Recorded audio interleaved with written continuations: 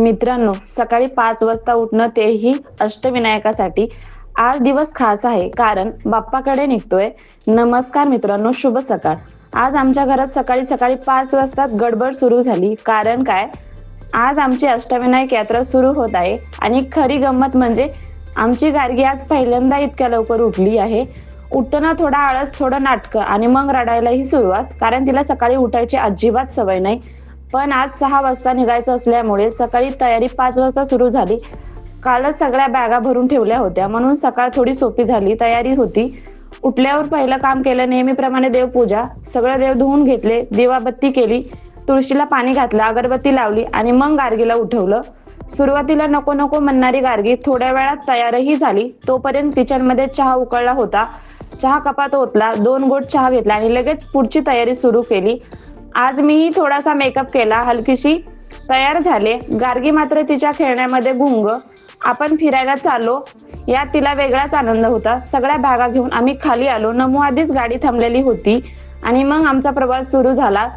रस्त्यात 26 जानेवारी जवळ आल्यामुळे इमारतीवर लाइटिंग दिसत होत्या. सगळीकडे तयारी सुरू झालेली. प्रवासात कुठे अडचण येऊ नये म्हणून गाडीचं पेट्रोल आणि सीएनजी टाकून फुल करून घेतली. आमची गाडी हवेला लागली. गार्गी आणि गाडी दोघीही प्रवासाचा पुरेपूर आनंद घेत होत्या. आजचा सकाळचा प्रवास थेट बाप्पाकडे. अष्टविनायक यात्रेचा पहिला गणपती, महाडचा वरदविनायक. आजचा आमचा सकाळचा प्रवास आता शेवटाकडे येतोय, कारण आम्ही पोहोचलोय महाडच्या गणपती बाप्पाच्या दर्शनाला. गाडी आम्ही पार्किंग एरियामध्ये लावली. सगळे खाली उतरलो आणि थेट दर्शनासाठी निघालो. सकाळचं वातावरण थोडंसं थंडगार होतं. आजूबाजूला स्टॉल, दुकानं अजून काही उघडले नव्हते. सगळीकडे शांत आणि प्रसन्न वातावरण. आम्हाला वाटलं होतं सकाळी लाईन नसेल, पण बाप्पाच्या दरबारात गर्दी तर असतेच. बऱ्यापैकी लाईन होत्या आणि आम्ही लाईन मध्ये उभे राहिलो. लाईन हळूहळू पुढे सरकत होती. आमचे 2 गणेश भक्त तर फुल उत्साही होते. जिथे जागा मिळेल तिथे बसणं, जो भेटेल त्याच्याशी गप्पा. आणि आता आम्ही मुख्य दरवाजाच्या आलो आहेत. सकाळचं साधारण 9 वाजतायत. काल महागी गणपतीचा सण झाल्यामुळे मंदिर फुलाने अगदी सुंदर सजलेले. मागे दत्त भगवान आणि श्री स्वामी समर्थ यांची खूप छान फुलांचं डेकोरेशन केलंय. आम्ही अखेर मुख्य गाभाऱ्यापर्यंत पोहोचलो आहोत. सगळे भक्त फुल माळा घेऊन तयार आहेत. आत फोटो काढायला मनाई असल्यामुळे आम्ही फक्त मन भरून दर्शन घेतलं. बाप्पाचं दर्शन झालं. बाहेर गाभाऱ्याजवळ बसायला जागा आहे, तिथे आम्ही 10 मिनिटं शांत बसलो. थोडं चिंतन, थोडं मंत्र जप केला. नंतर मागच्या बाजूला असलेल्या दत्त मंदिराचं दर्शन घेतलं आणि बाजूलाच असलेल्या तळ्याकडे गेलो. 5 मिनिटे तिथे थांबलो. खूप शांत आणि निवांत वाटत होतं. आणि हो, एक महत्वाचं काम राहिलंच होतं, ब्रेकफास्ट. सगळ्यांनी थोडा नाश्ता केला आणि लगेच पुढच्या प्रवासासाठी निघालो. गाडी पार्किंग मधून काढली आणि अष्टविनायक यात्रेचा पुढचा अध्याय सुरू झाला. महाडच्या बाप्पाचे दर्शन झाले आणि आता आमचा प्रवास थांबत नाही, कारण आम्हाला अष्टविनायकातील पुढच्या बाप्पाचे दर्शन घ्यायचंय. महाडचा वरदविनायक बाप्पाला नमस्कार करून आम्ही निघालोय पुढच्या प्रवासासाठी. आणि पुढचा गणपती आहे पालीचा बल्लाळेश्वर गणपती. कुठे झाडे, कुठे वळणदार रस्ता, तर कुठे आजूबाजूला शेती आणि पिकं. प्रवासात मजा येत होती आणि बघता बघता आम्ही पालीला पोहोचलो आहोत. मंदिराला एंट्री केली. खूप सुंदर असं डेकोरेशन केलं आहे. आजूबाजूला छोटे छोटे स्टोअर्स आहेत.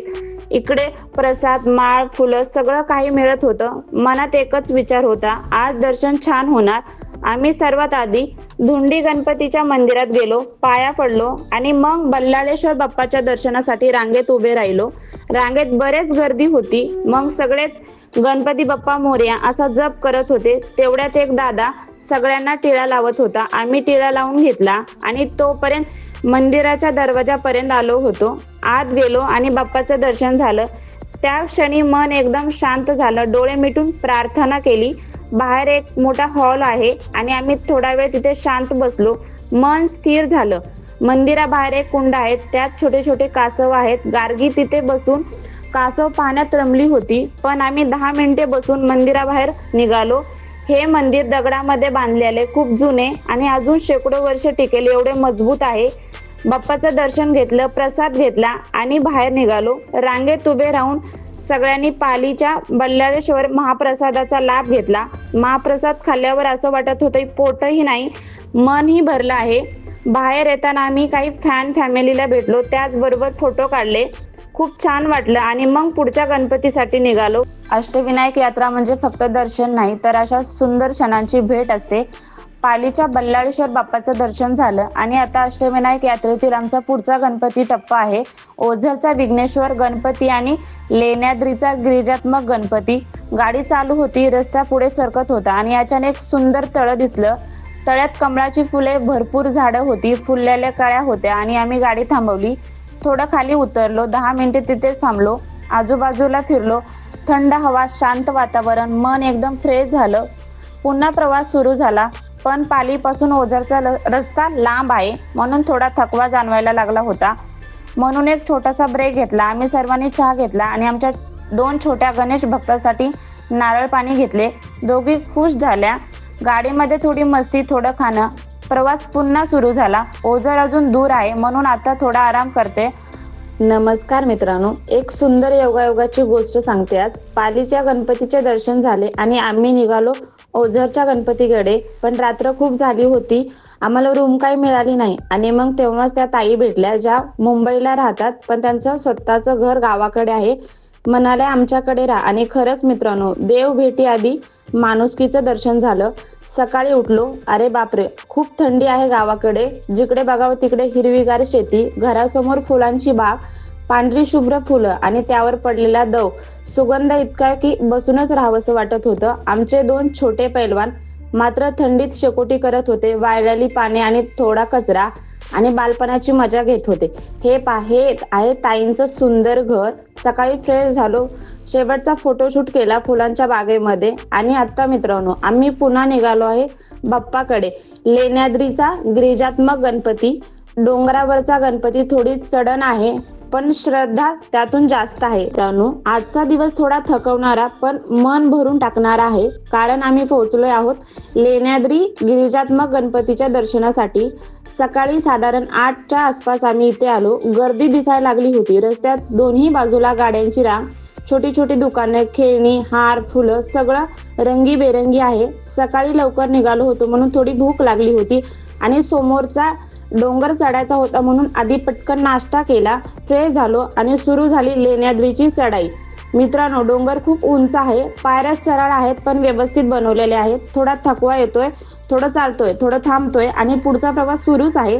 थोड्या वेळात गार्गी थकली, तिचे पाय दुखायला लागले म्हणत होती म्हणून तिला उचलून घेतलं. एक एक पायरी चढत लेण्याद्रीच्या टोकावर पोहोचलो. वर पोहोचल्यावर संपूर्ण परिसर डोळ्यात भरून येतो. कोरलेल्या लेण्या खूपच सुंदर आहेत. आत गेलो, गिरिजात्मक बाप्पाचं शांत दर्शन घेतलं. थंडगार वातावरण होतं. मनाला जबरदस्त समाधान वाटलं. 10 मिनिटे शांत बसलो आणि मग खाली उतरायला सुरुवात केली. खाली उतरल्यावर थकवा जाणत होता म्हणून सगळ्यांनी लिंबू पाणी पिलं. फ्रेश झालो, गाडी काढली आणि लगेच पुढच्या प्रवासासाठी निघालो. थोड्याच वेळात आम्ही ओझरला पोहोचलो आणि मंदिराच्या भव्य कमानीतून आत गेलो. गाडी पार्किंगला लावली आणि बाप्पाच्या दिशेने चालायला सुरुवात केली. आजूबाजूला खूप सारे छोटे मोठे दुकान आहेत आणि सगळीकडे फुलं, हार, खेळणी, कारण की जत्रा चालूच होती. सगळीकडे भक्ती आणि उत्साहाचं वातावरण होतं. थोडं पुढे गेलो आणि दिसली विघ्नेश्वर गणपतीची मुख्य कमान. त्या क्षणी मन शांत झालं आणि आत शिरलो. मित्रांनो, मंदिर खूप सुंदर आहे. काळ्या पाषाणात बांधलेलं, फुलांच्या माळाने सजलेलं. गणपती सण नुकताच झाल्यामुळे संपूर्ण परिसरात जत्रेसारखं आनंदी माहोल आहे. आम्ही रांगेत उभे राहिलो, शांतपणे बाप्पाच्या दर्शनाची वाट पाहतो आणि शेवटी विघ्नेश्वर बाप्पाचं दर्शन झालं. त्या क्षणी मनाला समाधान मिळालं. दर्शन झाल्यावर बाहेर आलो. मंदिरातून अजून सुंदर होतं. मग थोडा वेळ नदीच्या काठी थांबलो. शांत हवा, शांत मन. 5 मिनिटं पूर्ण शांत होतं आणि मग पुढच्या प्रवासासाठी पुन्हा गाडीत बसलो. आजचा क्षण खूप खास आहे कारण आम्ही पोहोचलो आहोत रांजणगाव, पुणे येथील महागणपतीच्या दर्शनासाठी. गाडीतून उतरलो आणि थेट मंदिराच्या दिशेने चालायला सुरुवात केली. दर्शनासाठी रांग थोडी मोठी होती पण मनात उत्साह प्रचंड होता. रांगेत उभे राहिलो. हळूहळू रांग पुढे सरकत होती तसं बाप्पाच्या दर्शनाची ओढ वाढत होती.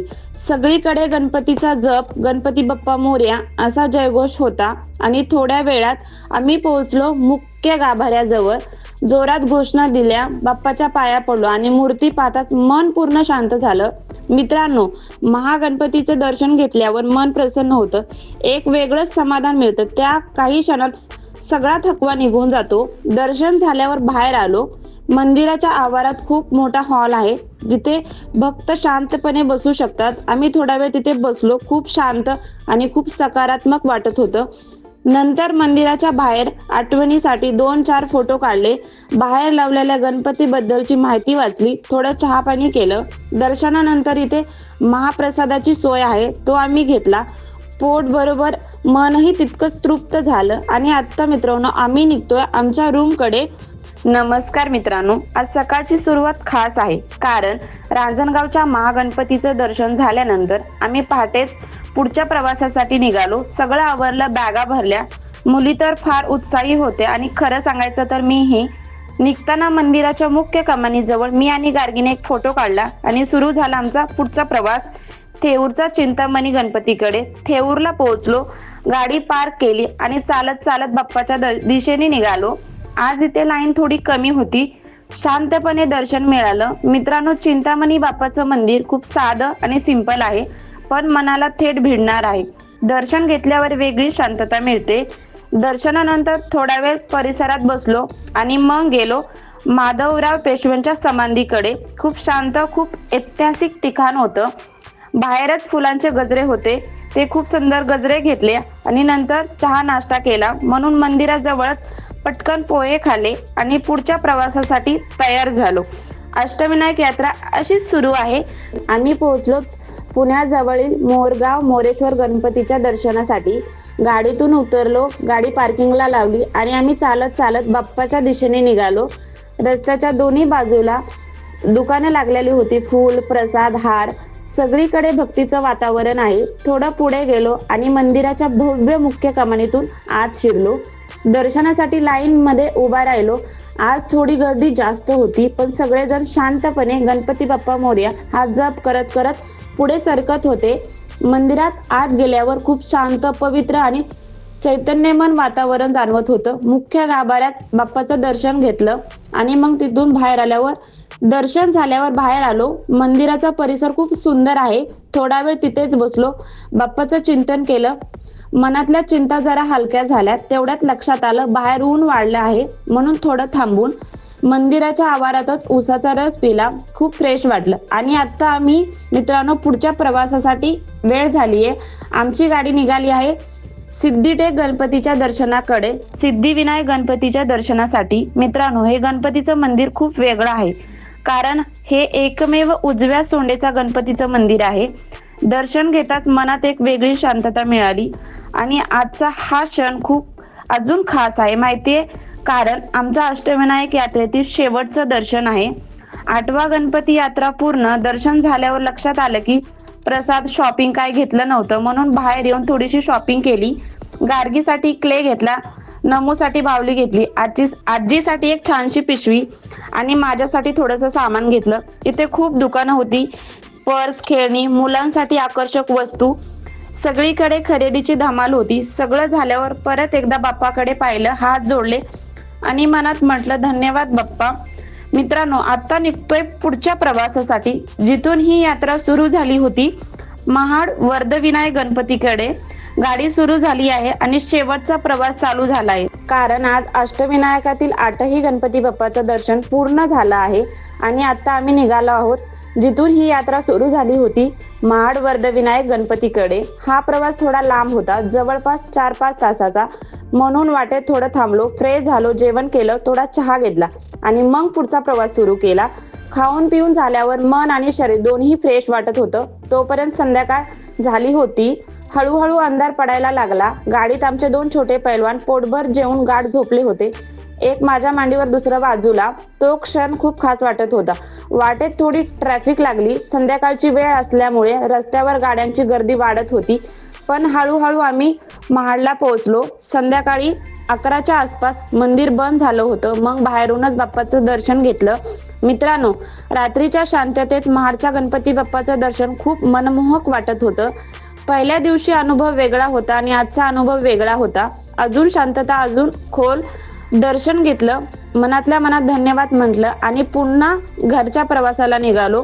वाटेत थोडा थकवा जाणवत होता, म्हणून एका ठिकाणी थांबून चहा घेतला आणि मग थेट घराकडे निघालो.